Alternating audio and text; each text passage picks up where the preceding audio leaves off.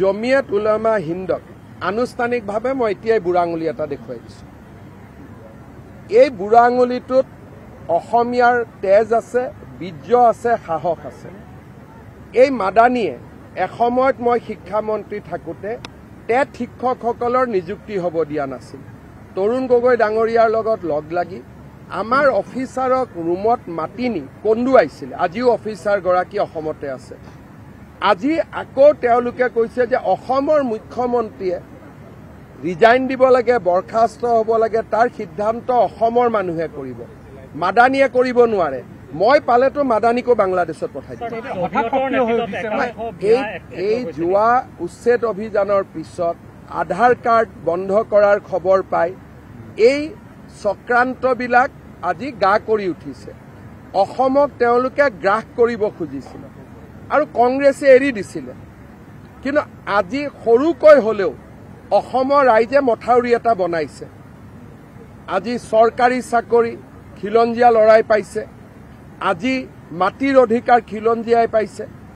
উচ্ছেদ যোন উচ্ছেদ হ'ব লাগে সি উচ্ছেদ হৈছে। য'ত আধাৰ যোনে পাব লাগে পাইছে, নাপাবলগীয়াই পোৱা নাই। বাংলাদেশী চিনাক্ত হলে আগৰ দৰে কোৰ্ট ডিটেনশ্যন কেম্প নহয়, পোনে পোনে পাৰ কৰাই দিছোঁ। এই কথাবিলাকৰ কাৰণে স্বাভাৱিকভাৱে তেওঁলোক নাৰাজ হ'ব। মোৰ কোনো আপত্তি নাই। জামিয়াত উলেমা হিন্দক মই মোৰ বুঢ়া আঙুলিৰ লগতো তুলনা নকৰোঁ।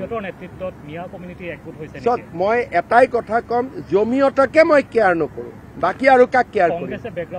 কংগ্ৰেছ জমিয়তৰ বি টিম হয়। আজি অসমৰ মুখ্যমন্ত্ৰীক আক্ৰমণ কৰিলে, মুখ্যমন্ত্ৰীজন যিয়েই পাৰ্টি নহওক কিয়, কংগ্ৰেছৰ মুখ্যমন্ত্ৰীকো যদি জমিয়তে আক্ৰমণ কৰে আমি বিৰোধিতা কৰিম। কাৰণ অসমৰ মুখ্যমন্ত্ৰী অসমৰ ৰাইজে বনাব, জমিয়তে নহয়। কিন্তু কংগ্ৰেছেতো এটাও ষ্টেটমেণ্ট দিব নোৱাৰে। ছেমি কণ্ডাক্টৰ জাগিৰোডত আহোঁতে খাৰ্গে আপত্তি কৰিলে, আমাৰখিনিয়ে তাৰ সুৰৰ লগত সুৰহে মিলালে। গতিকে ইয়াত যিবিলাক কংগ্ৰেছ আছে তেওঁলোক অচিনাকি মানুহৰ চৰ্দাৰ হয়।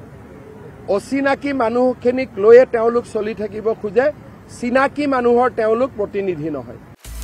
আপুনি বিচৰা বাতৰি পাব কেৱল নিউজ 18 এপত। নিউজ 18 এপ ডাউনলোড কৰিবলৈ স্কেন কৰক এই QR কোড। গুগল প্লে ষ্টৰতো পাব এই নিউজ 18 এপ।